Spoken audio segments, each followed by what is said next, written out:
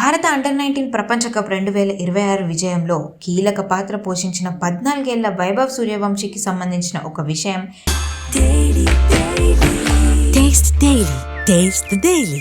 ఇప్పుడు బాగా వైరల్ అవుతుంది.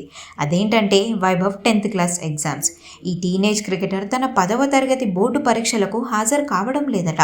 ఫిబ్రవరి 17వ తేదీ నుంచి పరీక్షలు ప్రారంభం కావాల్సి ఉండగా వైభవ్ ఈ ఏడాది తన 10th క్లాస్ ఎగ్జామ్స్ రాయడం లేదని తన తండ్రి స్పష్టం చేశారు.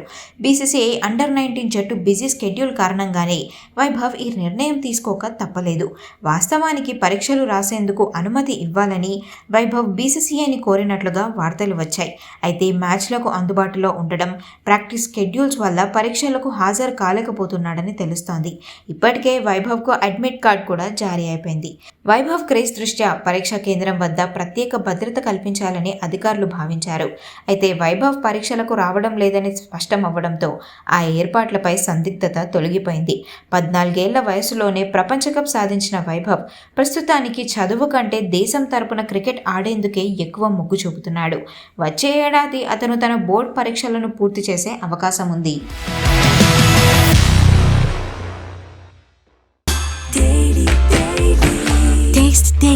Taste the Daily.